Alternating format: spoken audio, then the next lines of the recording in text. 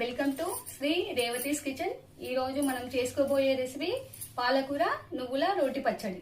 దానికి కావలసినవి పాలకూర, చింతపండు రసం, పచ్చిమిర్చి, కొత్తిమీర, వెల్లుల్లి, ఉప్పు, పసుపు, నువ్వులు వేయించి మిక్సీలో పొడి చేసుకున్నాను. ఇప్పుడు స్టవ్ ఆన్ చేసి ప్యాన్ పెట్టి ప్యాన్ లో నూనె వేడి చేసుకున్నాను. చూడండి, ఇప్పుడు పచ్చిమిర్చి ఫ్రై చేసుకున్నాం. పచ్చిమిర్చి తేలకుండా మూత పెట్టుకోండి. ఇలా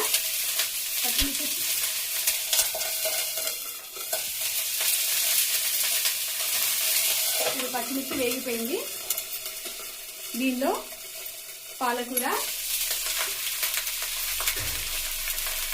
వేసి బాగా ఫ్రై చేయాలి. పచ్చి వాసన పోయే వరకు ఫ్రై చేయాలి.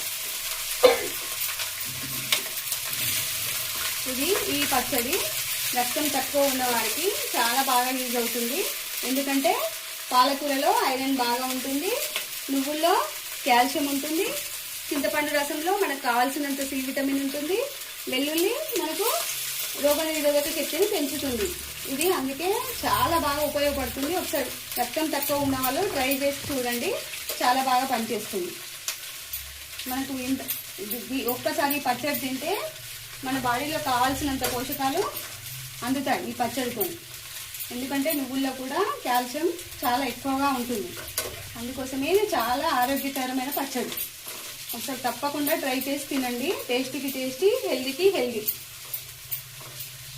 ఇది బాగా పచ్చివాసన పోయే వరకు ఫ్రై చేసుకోవాలి.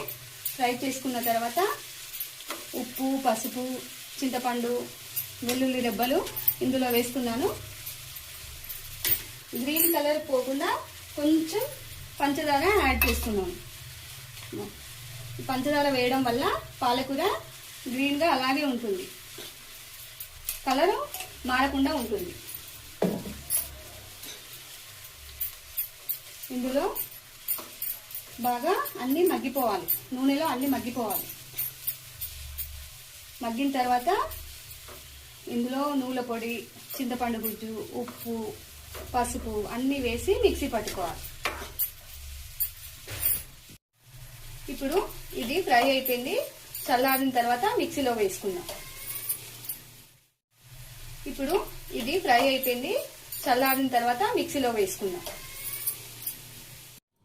ఇప్పుడు పాలకూర చల్లారిపోయింది, మిక్సీ గిన్నెలో వేస్తున్నాను.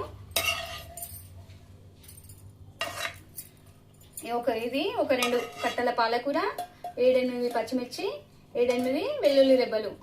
మీరు కారం ఎలా తింటే అలా వేసుకోండి. కారం ఎక్కువ తింటే ఎక్కువగా, తక్కువగా తింటే తక్కువగా వేసుకోండి పచ్చిమిర్చిని. ఇప్పుడు కొత్తిమీర, నువ్వుల పొడి, ఉప్పు, పసుపు,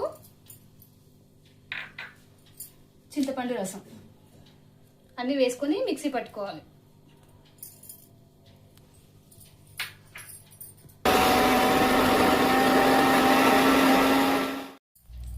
ఇప్పుడు పచ్చడిని మిక్సీ పట్టుకున్నాను.